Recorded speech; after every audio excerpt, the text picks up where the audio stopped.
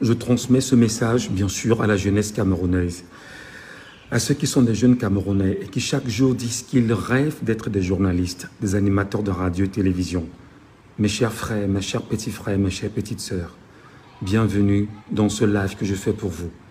Je vous parle en qualité de grand frère, un grand frère qui a 22 ans de parcours, un grand frère qui connaît exactement ce milieu, un grand frère qui connaît les réalités de ce métier, un grand frère qui sait exactement avec qui il faut cheminer, un grand frère qui connaît ce qui est dedans comme piège. Vous qui êtes encore dans les écoles de formation, vous qui êtes en train d'écumer, on va dire, des salles de rédaction, vous qui espérez qu'on vous recrute pour vous donner du travail, vous qui attendez véritablement qu'on puisse vous donner une certaine assise sociale, professionnelle, alors je viens vous laisser ce message. J'espère tout au moins qu'en vous le disant, je pourrai sauver tout au moins une seule âme, peut-être pas deux, une seule, ce sera intéressant.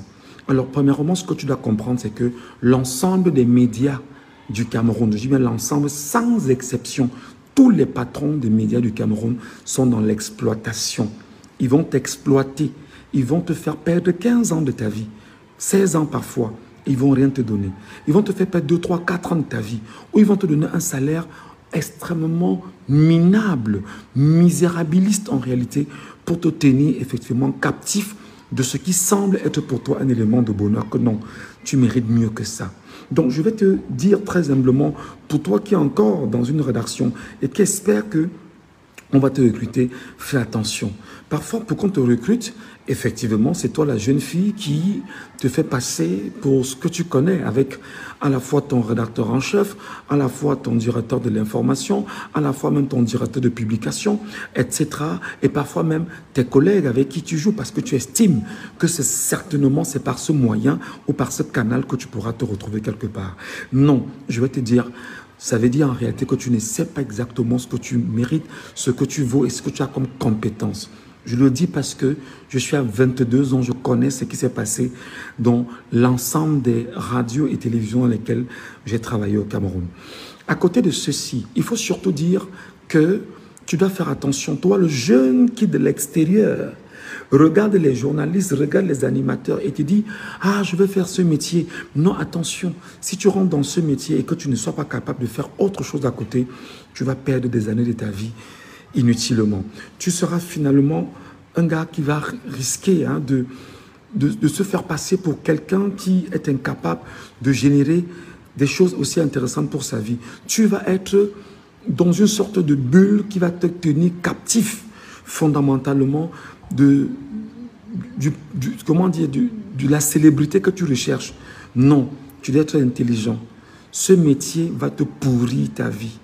Ce métier, si tu veux pratiquer ce métier en tant qu'animateur de radio, de télévision au Cameroun, bats-toi à faire autre chose qui puisse te générer de l'argent. Bats-toi à faire une activité autre qui puisse te générer de l'argent, qui te permettra de te construire une maison. Parce que je vais te dire, de tous les animateurs du Cameroun que moi je connais, j'en connais seulement 2 qui ont construit des maisons. Je dis bien, de façon, j'en connais 2 qui ont construit des maisons et qui sont dans leur maison. De tous les animateurs de radio et télévision du Cameroun que moi, Michel Ngatou, je connais, j'en connais 2 ayant construit une maison. D'accord? Je ne vais pas revenir sur comment ils ont fait pour construire cette maison. Quand je te parle, je veux que tu comprennes. Je ne vais pas entrer dans les détails. Deuxième chose, il est difficile, il sera extrêmement difficile pour toi de faire des économies fondamentales en tant que journaliste ou animateur au Cameroun. Tu sais pourquoi? Parce que l'environnement ne te permettra pas. Comment tu vas te faire un lopin de terre? En combien de temps tu vas pouvoir l'acheter?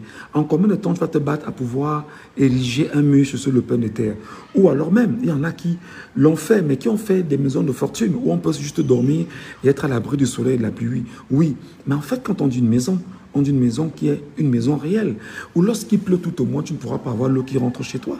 Une maison qui est telle que tu pourras te retrouver dans un endroit où tu es purement en sécurité, tu mets ta famille en sécurité. Donc, je fais cette interpellation pour te dire, toi qui veux entrer dans ce métier, toi qui te dis, je vais être journaliste, je vais être animateur au Cameroun. Fais très attention, ou animatrice, fais très attention. On va te vendre de la poudre de perlimpinpin. Tu vas arriver, ce sera ton argent que tu vas sortir de ta poche pour t'habiller. Tu vas sortir ton argent de ta poche pour prendre le taxi et venir au boulot. Tu vas sortir ton argent de ta poche pour recevoir tes invités. Tu vas sortir ton argent de ta poche pour faire un certain nombre de choses et pour rester vivant et existant. Tu vas sortir ton argent de ta poche pour pouvoir donner le meilleur de toi-même. C'est-à-dire que tu viens dans la radio ou la télévision de quelqu'un, tu sors ton argent de ta poche pour pouvoir donner le meilleur de toi-même dans son projet. Pourquoi? Parce que tout est mis en place au Cameroun pour faire du journaliste ou de l'animateur de radio-télévision et même presse écrite, pour ne pas dire presse cybernétique. Tout est mis en place pour faire de toi un esclave. On fait tout pour t'empêcher d'avoir la capacité de rendre la bonne information.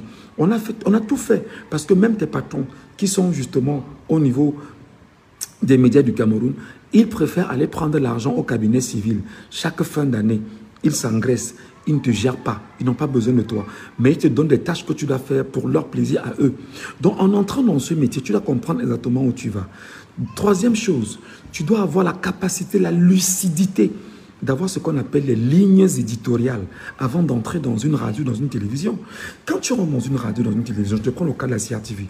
La CRTV s'appelle le tam-tam du chef de l'État. Ça veut dire que toi qui vas aller chercher le travail à la CRTV, tu acceptes d'être un acteur qui va jouer un rôle fondamental de mentir les Camerounais, de détourner les Camerounais, de désorienter les Camerounais, de dépouiller les Camerounais de la substance moelle qu'ils peuvent avoir en matière d'information. Tu prends la peine, toi qui entres à la CRTV. Moi, je te donne des exemples. Je parle de la CRTV parce que c'est la chaîne publique nationale. Quand tu rentres dans une télévision ou dans un média comme la CRTV, en attendant que les choses changent, sache que ton objectif, ce qu'on doit t'imposer là-bas, c'est de t'arranger à ne dire des choses qui doivent plaire au régime et au système en place. Donc, tu dois avoir cette connaissance-là. Regarde l'ensemble des médias du Cameroun. Regarde toujours qui sont ceux qui se cachent derrière les télévisions, derrière les radios, derrière les presses écrites au Cameroun.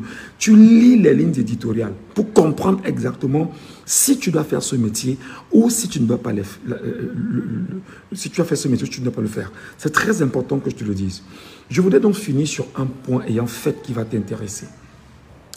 Il y a un jeune journaliste camerounais qui se fait passer en ce moment pour, on va dire, l'ayatollah du journalisme camerounais. D'ailleurs, je ne vais pas citer son nom parce que des plaintes courent contre lui ces derniers temps. Ce sont des gens comme ça qui, en réalité, qu'est-ce qu'ils font? Ils ont compromis leur vie. Ils ont soif de gloire. Ils ont soif de richesse. Ils ont soif de grandeur. Ils veulent qu'on dise d'eux qu'ils sont excellents. Et quand nous on te conseille comme ça, tu vas voir des gens venir dire en bas, tu es jaloux, fais ta part, on voit, etc. Non, ce sont les mêmes gens des mêmes cercles, des mêmes dimensions. Des gens qui sont là pour te tromper, pour tromper les Camerounais pendant que nous on se bat à te dire la vérité. Toi, jeune journaliste ou jeune animateur, ou toi qui es encore dans une école de formation, ou toi qui es dans une rédaction en train de te battre à sortir. Le jeune journaliste en question, parce que c'est un enfant, a choisi justement de compromettre sa vie.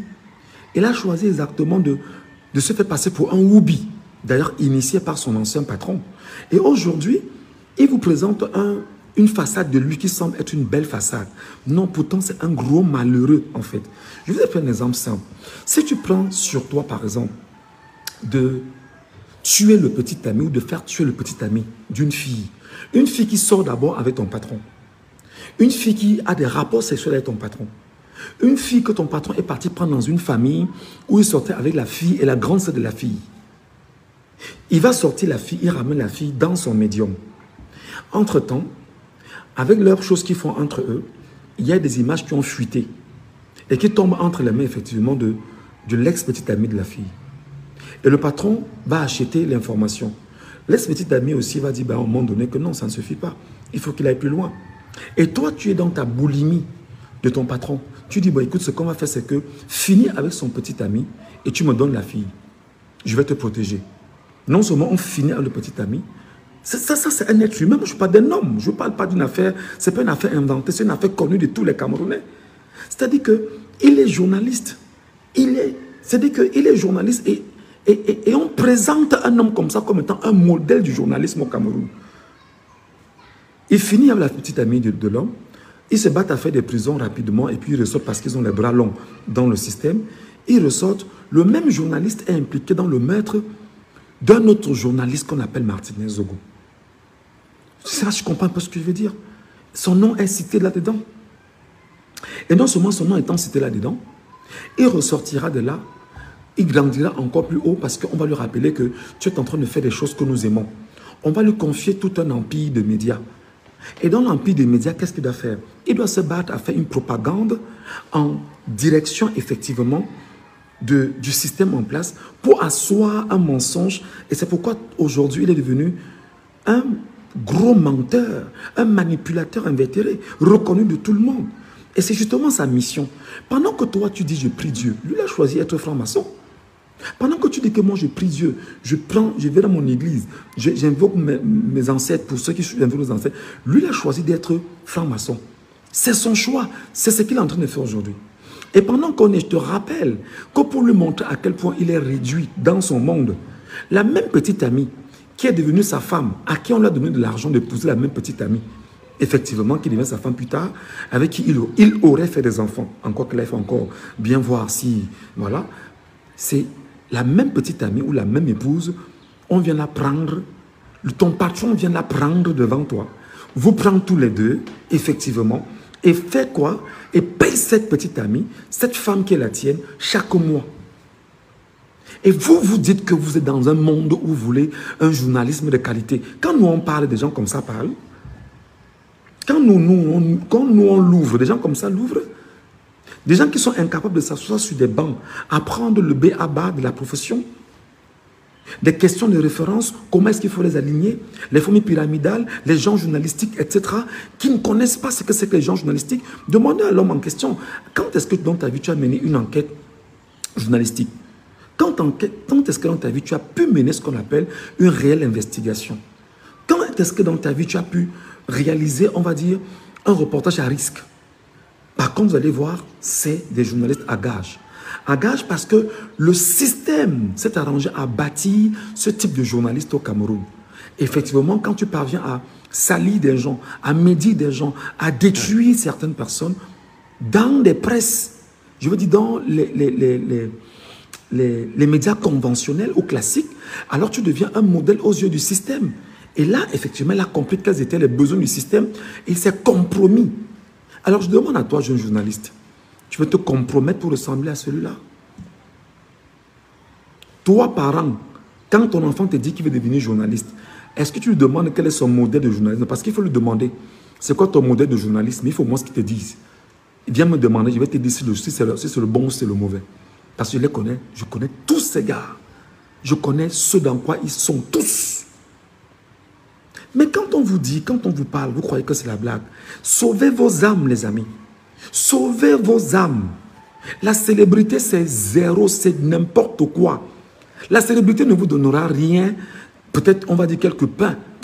C'est-à-dire qu'on vous aime, on vous donne 2 ou 3 petits marchés, des soirées à présenter, etc. Mais au fond, il n'y a rien. Au fond, il n'y a rien. Donc, il est important que vous soyez plus que jamais intelligent. Et ce qui est curieux, c'est que voilà des gens que le système a érigés en donneurs de leçons et surtout en journalistes de qualité. Des oubliés. Des oubliés. Et qu'est-ce qu'ils font aujourd'hui? Se rendant compte effectivement que le peuple ne les considère pas parce qu'ils n'ont aucune crédibilité, ils n'ont aucune once d'amour. Maintenant, pour ceux qui ignorent, quand il se retrouve dans un endroit où il y a un bain de foule, il veut absolument se donner une certaine existence. Il va faire une petite image où des gens viennent l'embrasser, où des gens de son milieu peuvent venir faire 2 ou 3 photos avec lui et rapidement il publie pour vous laisser croire qu'il a un certain bonheur qu'il n'en a pas parce qu'il est malheureux, il souffre. C'est pourquoi j'ai demandé aux hommes de Dieu, vous devrez vous lever, prier pour cet enfant pour qu'il puisse connaître Dieu parce qu'il est perdu. Je vous ai dit, homme de Dieu, levez-vous, priez pour cet enfant. Intercédez pour lui, pour qu'il connaisse Dieu, parce qu'il est perdu. Sortez-le de là pour qu'il fasse des témoignages de ce qu'il a fait dans sa vie pour être où il est. Parce qu'il n'a rien en fait. Il est désossé. Son âme n'est plus son âme. Vous devriez, vous, homme de Dieu, vous croyants camerounais, prier pour des enfants comme ça. Pour que des enfants comme ça ne trompent plus vos enfants.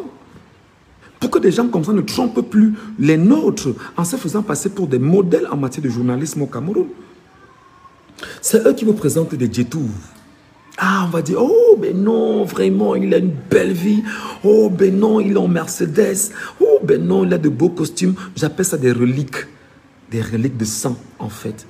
Des reliques de la puanteur. Des reliques qui sont en fait des masques derrière lesquels on se cache parce qu'on veut exister. On veut laisser croire aux autres que non, ça va. On veut laisser croire aux autres que ce dans quoi on est, on vit bien. Mais pourtant, c'est des malheureux. Vous savez ce que dit la Bible pour ceux qui croient et pour ceux qui lisent la Bible? Il est préférable de ne rien avoir. Je paraphrase, j'oublie le verset. Il est préférable de ne rien avoir dans sa vie que d'être aussi malheureux. À quoi sert l'argent dans les mains d'un insensé? Pour reprendre les propos d'un artiste camerounais. L'insensé va se comporter comme ça. Et quand l'insensé a eu de l'argent de façon sale, en quoi est-ce qu'il est important aux yeux des Camerounais? Donc faites très attention. Ne suivez pas des gens comme ça. Ne vous tournez pas pour des gens comme ça. La preuve encore aujourd'hui, toutes les images qui sortent exactement d'un certain cabinet où on reçoit des gens qui passent tous les jours, ce sont ces images. Parce qu'il est utilisé pour ça. C'est un tribun du mal. C'est un tribun de ce qui est maléfique, du mensonge, de la manipulation. Parce qu'il a accepté justement jouer le sale rôle pour des miettes de l'argent qui ne valent rien, qui lui donne de perdre son âme. Dites-lui que nous connaissons sa vie de A à Z. Et que nous, on préfère mettre les nôtres en garde. Et vous dire d'éviter ce genre de personnes. Vous savez, hier je lisais un livre que j'ai présenté d'ailleurs au même concerné. Le masque de la célébrité. Pour ceux qui lisent la Bible, allez lire l'histoire du général Naman, qui était un lépreux. C'est exactement ça, le lépreux. Le lépreux qui cache sa lèpre à travers sa richesse, à travers sa gloire, à travers les femmes qui l'entourent, à travers tout ce qui est autour de lui. C'est ça, le lépreux. Et on dit justement au lépreux que le lépreux, tu ne peux te faire sauver qu'à travers exactement un homme de Dieu, le prophète. Et le lépreux va rester dans l'orgueil pour dire non, je mérite justement. Non, tu mérites, c'est ton choix. Voilà. Donc, voilà ce que je voulais vous dire. Faites très attention à des gens comme ça. Ne les suivez pas. Vous devriez chaque jour diaboliser. Quand diaboliser, le mot est très fort. Vous devez tous les jours remettre en cause tout ce qu'ils mettent devant vous.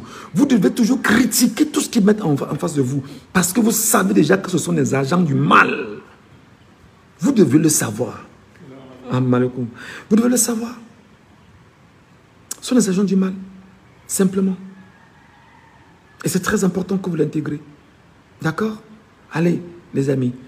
Je disais que même s'il faut sauver une seule âme, on le fait aujourd'hui face justement à ce type de personnes, à ce type d'acteurs, à ce type de personnes qui inondent l'espace public et qui d'ailleurs aujourd'hui, les plaintes s'en suivent contre lui. Pendant que vous dormez, lui ne dort pas.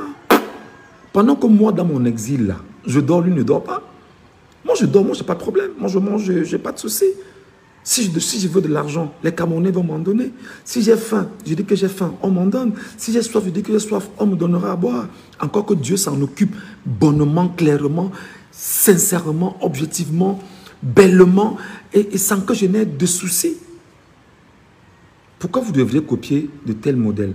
C'est de mauvais modèles. C'est des dangereux modèles.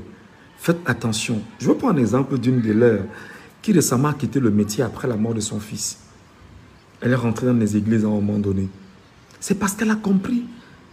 Elle a compris qu'elle était sur le mauvais chemin pendant de très longs moments. Quand son fils est mort, elle a quitté le métier. Allez savoir qu'est-ce qui a tué son fils. Allez savoir ce qui s'est passé. Et ce qui les gêne, effectivement, c'est que nous puissions vous dire des choses comme ça. Beaucoup sont là. Il y en a d'autres là. Je ne vais pas revenir sur les détails de beaucoup de leurs, parce qu'on dit souvent chez nous qu'on n'expose pas le confrère. Il y a l'un là. Sa femme va avec son chauffeur. Ça dit que des choses, des saletés que vous n'imaginez pas. parce qu'il ne parvient pas à satisfaire sa femme. Vous comprenez jusqu'où on va dans ce monde-là? Et ce sont ces gens qui viennent vous dire qu'il faut redonner 7 ans à un homme de 92 ans parce que leur milieu est truffé de saleté, d'impureté, d'homosexualité, de tout ce que vous connaissez, c'est ce qui va à l'encontre des normes et des valeurs humaines. Pour le compte du Cameroun, c'est eux-là qui disent que non, on doit remettre ça. Parce qu'ils sont perdus. Ils sont perdus et ils veulent vous perdre vous aussi. Est-ce que vous serez prêt à vous perdre avec des gens comme ça? Est-ce que vous serez prêt à vous perdre avec des gens comme ça? C'était juste une mise en garde, mes petits frères, mes petites sœurs. Vous qui êtes dans les écoles de formation, qui voulez sortir être journaliste, préparez-vous parce que c'est un panier à crabes. Et moi, je pense que tant que le système n'a pas changé au Cameroun, n'entrez plus. Il faut attendre. Tant que le système n'a pas changé au Cameroun, n'entrez plus. Vous allez vous pervertir. Vous allez changer les bonnes mœurs que vous avez en mauvaises mœurs. Il va falloir attendre encore. Je vous demande si vous pouvez attendre. Vous allez vous pervertir si vous ne faites rien. Moi, je vous demanderais, vous qui êtes dans les écoles, là, attendez encore un peu. Sortez même des écoles, battez-vous à faire autre chose. Mais tout en restant proche du média, proche des métiers. Mais attendez que le régime change. Au cas contraire, vous allez vous pervertir. Au cas contraire, vous allez perdre vos âmes. Au cas contraire, vous allez perdre les belles personnes que vous êtes. Au cas contraire, vous allez perdre ce qui est intéressant à vos vies. Au cas contraire, vous risquez de perdre vos âmes. Et notre but en tant que grand frère, c'est de dire à nos petits frères que vous êtes et nos petites sœurs, faites attention, ne perdez pas ce que vous avez de plus cher en regardant des gens comme ça. D'accord? Voilà. Le combat n'est pas seulement celui qui est politique. C'est pourquoi vous savez, il faut aussi éduquer les Camerounais, il faut aussi éduquer les compatriotes, et il faut aussi éduquer ceux qui sont à travers le monde et qui nous écoutent, afin qu'ils prennent conscience de ce dans quoi ils sont investis, mais surtout qu'ils prennent conscience de ce que si c'est leur un peu, ils vont tomber dans les pièges qui sont érigés par le diable, érigés par le malin, érigés par les tribuns du mal, érigés par les diablotins, et ils sont plus que jamais nombreux dans tous les médias du Cameroun. Ils n'attendent que ça. Vous vendre un rêve qui n'existe pas. Vous vendre un rêve qui est éphémère. Vous vendre des choses qui n'ont pas de sens. Voilà. Maintenant, dites à l'Ekankre Oubilé que j'ai dit qu'il continue de m'appeler fugitif. On verra entre le fugitif heureux que je suis, bien porté par Dieu, et le fugitif qui s'est taillé une place, une cellule dans l'enfer. Homme de Dieu, priez pour lui, s'il vous plaît. Levez vos voix, invoquez Dieu pour lui, parce que au-delà de tout, il ne faut pas détester l'être humain. Il ne faut pas détester l'être humain. Moi, je vous demanderai de prier pour lui. Je vous demanderai de tout faire pour que l'enfant la sorte de l'endroit où il est. Je vous demanderai même de vous rapprocher de ses parents. Vous demandez à ses parents de prier. Demandez autant de messes que... Pas autant de messes. Faites autant de prières pour lui. Faites tout pour que cet enfant rencontre Dieu et qu'il vous fasse le témoignage de ce qu'il a vécu toutes ces années. Parce qu'il est perdu, il est malheureux, il souffre. Il souffre. Il a besoin de vous. Il a besoin de nous pour le sortir de l'endroit où il est. Il est tenu captif par les chaînes du diable dans lesquelles il est entré parce qu'il cherche un certain bonheur. Priez pour lui, s'il vous plaît. Le message de Michel Ngachou, activiste exilé et ancien journaliste camerounais, s'adresse à la jeunesse en quête d'un avenir dans les médias. Il ne s'agit pas ici d'un simple témoignage, mais d'un cri d'alerte. Un avertissement brutal, réaliste, destiné à éveiller les consciences d'une génération prête à se lancer dans une industrie qu'il qualifie lui-même de toxique et piégeuse. Ceux qui rêvent de devenir journalistes ou animateurs radio-télévision au Cameroun doivent comprendre dans quel engrenage ils risquent de s'engager. Michel Ngachou parle en connaissance de cause. Avec 22 ans d'expérience dans les médias camerounais, il affirme sans détour que ce secteur est miné par l'exploitation, la précarité, la manipulation et les compromissions. Dès les premiers instants de son message, il plante le décor. Le monde médiatique camerounais, selon lui, n'est pas un espace d'épanouissement professionnel, mais un piège qui détruit lentement l'espoir, l'intégrité et parfois même la vie de ceux qui s'y aventurent sans protection ni plan alternatif. Il interpelle les jeunes en formation ou déjà actifs dans les salles de rédaction, les invitant à une prise de conscience lucide. Ce qu'il dénonce, c'est une réalité brutale. La majorité des patrons de presse exploitent les jeunes journalistes. Ces derniers sont souvent contraints de travailler gratuitement pendant des années ou pour des salaires si bas qui ne couvrent même pas leurs frais de déplacement. La promesse d'une carrière stable s'efface derrière des pratiques injustes et dégradantes. À travers son discours, Gatshu ne cherche pas à décourager. Il veut préparer, avertir, outiller. Il recommande aux jeunes d'avoir une activité parallèle, une source de revenus indépendante du métier de journaliste. Pour lui, il est illusoire de croire qu'on peut, au Cameroun, vivre dignement de ce métier, à moins d'y sacrifier ses valeurs ou sa liberté. Il est essentiel de noter ici que ce type de message ne vise pas à généraliser ou à condamner toute la profession. Il met en lumière des dysfonctionnements profonds, souvent tus ou minimisés. En cela, il pose une question centrale.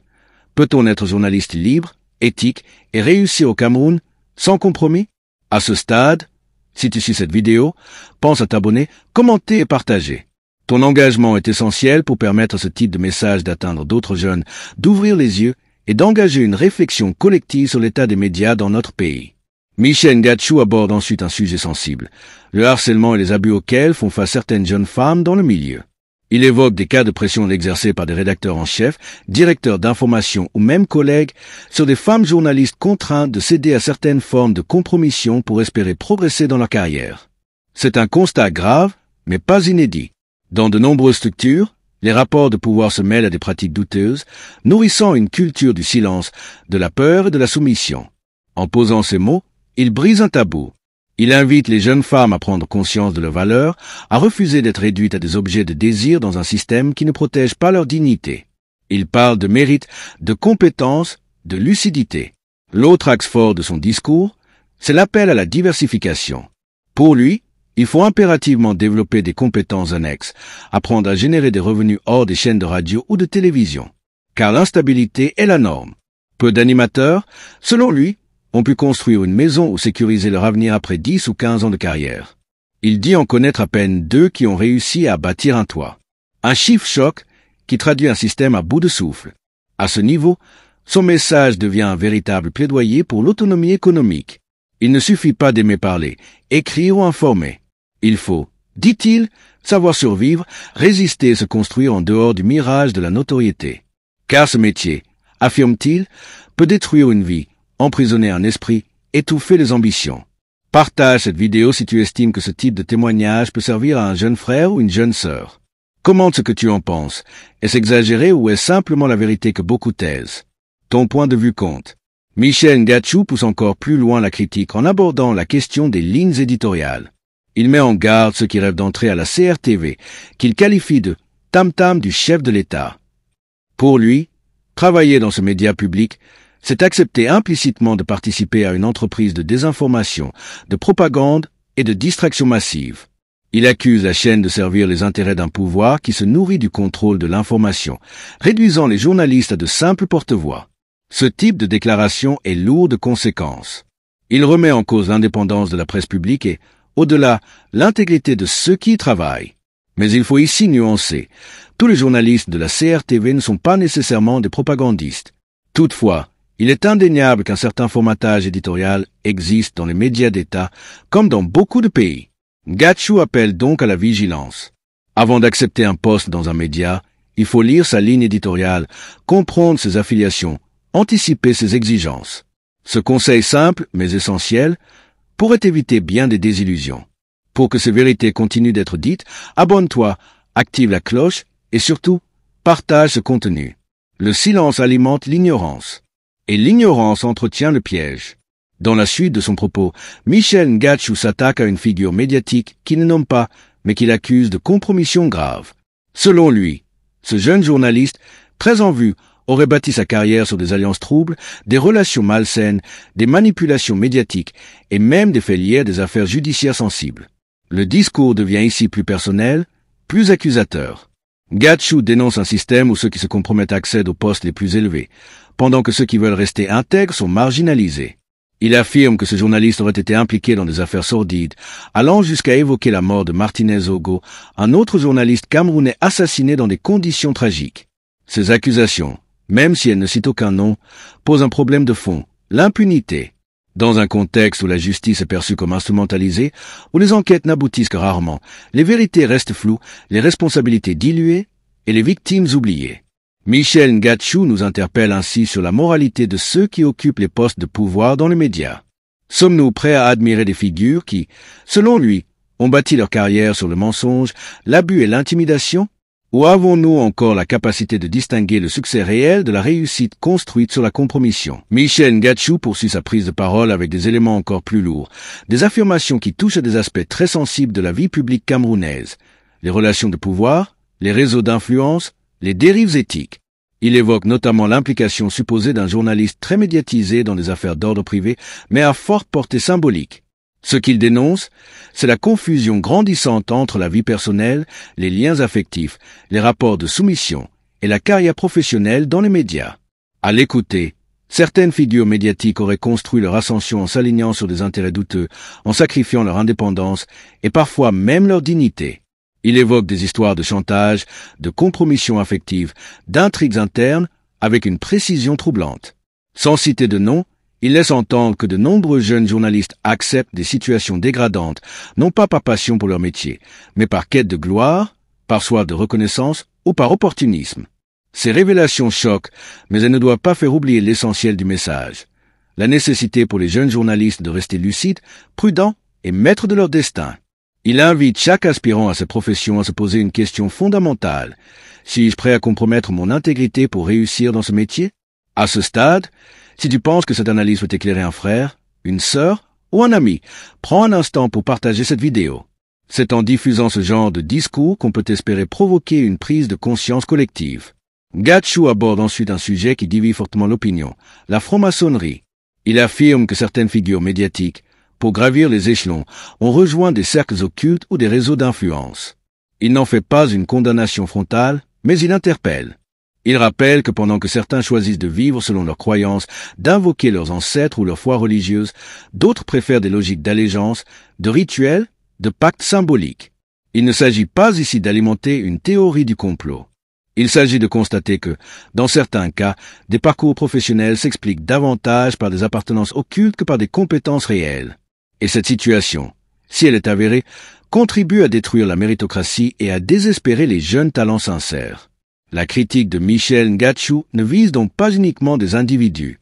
Elle vise un système, un modèle de gouvernance médiatique où les plus intègres sont marginalisés, où les plus ambitieux deviennent de simples relais d'un pouvoir établi, et où l'information perd peu à peu sa fonction de service public pour devenir un outil de propagande. Et c'est ici que son message prend une autre dimension.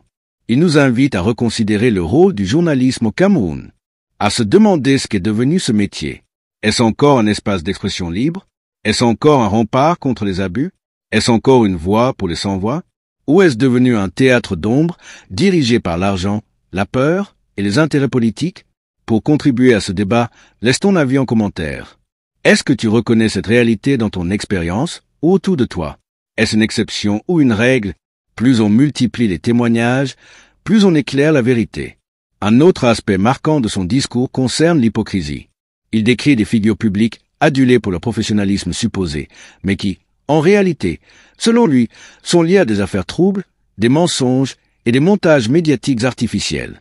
Il évoque par exemple des cas où des hommes influents entretiennent des relations avec des femmes impliquées dans des conflits personnels, des transactions financières ou des manipulations émotionnelles.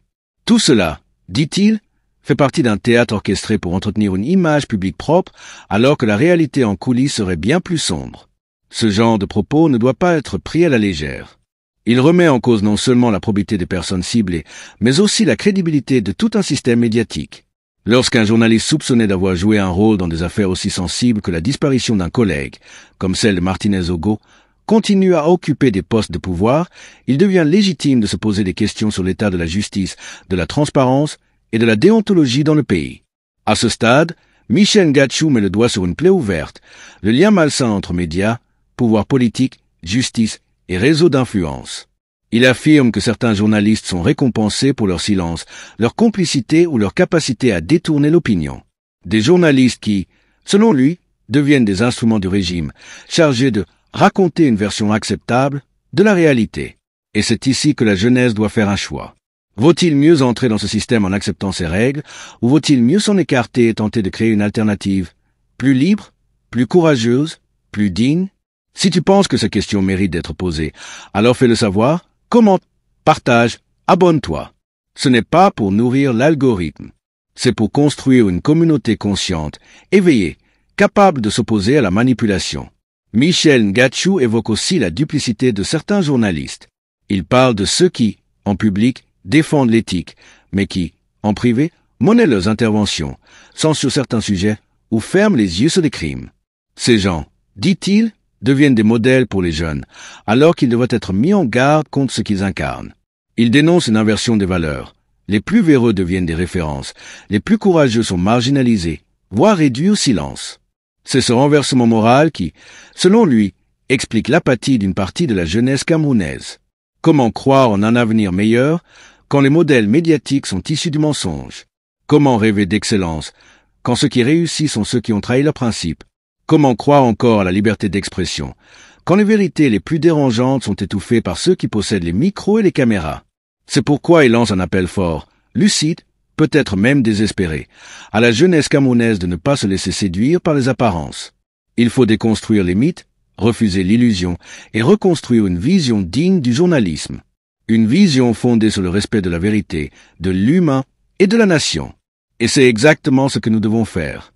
Si ce contenu résonne avec toi, si tu partages cette vision, alors contribue à l'élargir. Partage cette vidéo, invite d'autres jeunes à l'écouter et participe au débat. Le changement commence souvent par une parole. Une parole qu'on écoute, qu'on transmet et qu'on transforme en action. Dans la dernière partie de son intervention, Michel Ngachu touche un point capital, le rôle destructeur de la manipulation médiatique sur la société camerounaise. Il met en cause une logique bien huilée, selon laquelle certains journalistes ne sont plus au service de la vérité, mais des intérêts occultes. Pour lui, ces journalistes sont devenus les instruments d'un système, parfois même des pions dans un jeu politique et économique qui échappe totalement à leur propre conscience. Ce constat est amer. Il nous rappelle que dans de nombreux pays, la presse est considérée comme le quatrième pouvoir, un contrepoids face aux excès de l'exécutif, une vigie au service du peuple. Mais dans le contexte camerounais, tel que le décrit Michel Ngachu, la presse serait aujourd'hui instrumentalisée, pervertie, réduite au silence ou utilisée comme une machine à brouiller les vérités. La référence à l'affaire Martinez-Ogo illustre ce basculement.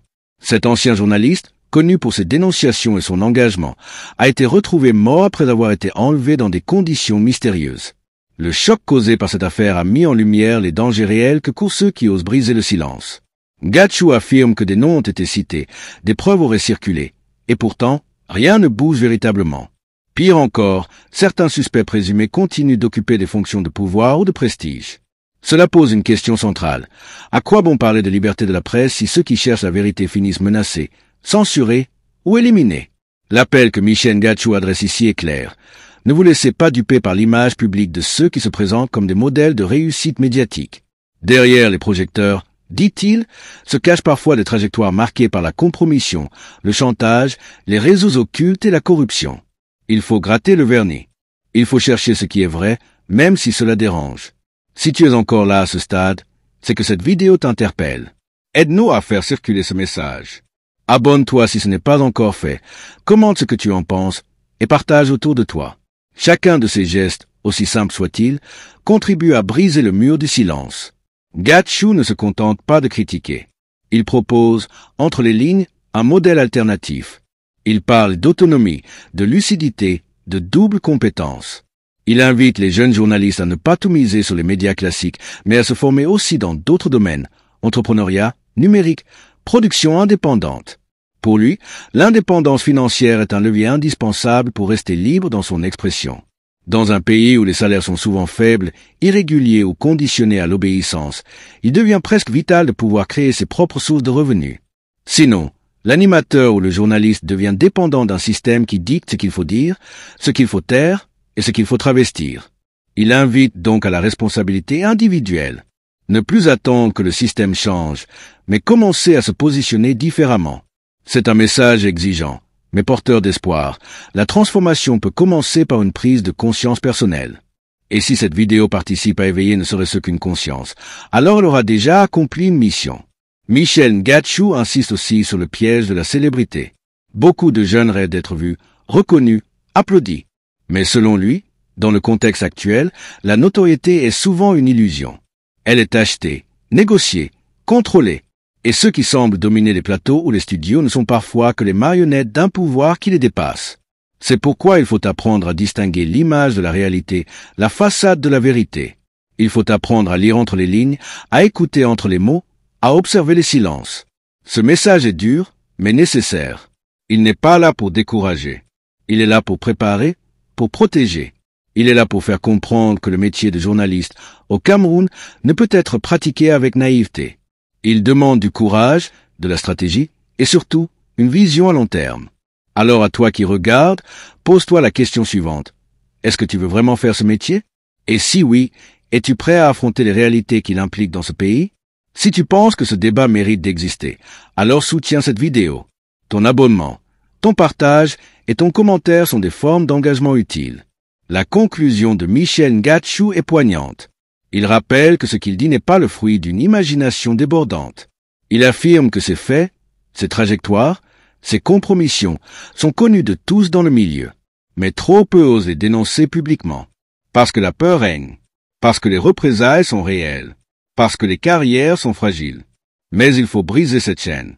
Il faut que des voix s'élèvent.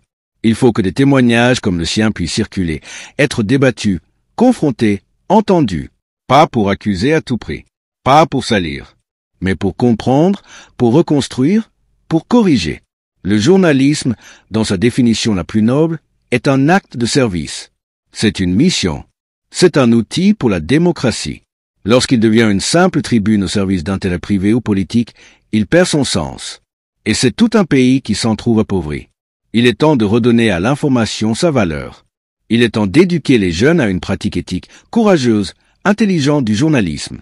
Il est temps aussi de repenser les médias, de créer de nouveaux canaux, indépendants, solides, transparents. Et c'est avec des vidéos comme celle-ci, avec des messages comme celui de Michel Ngatsou, que ce mouvement peut commencer. Alors fais ta part, si tu crois à la liberté d'expression, si tu crois à un journalisme propre, si tu veux qu'on parle des vraies choses, si tu veux soutenir ceux qui prennent le risque de dire la vérité, abonne-toi, commente, partage, parle-en, parce que c'est ensemble qu'on pourra changer les choses. Parce qu'aucune révolution ne commence dans le silence.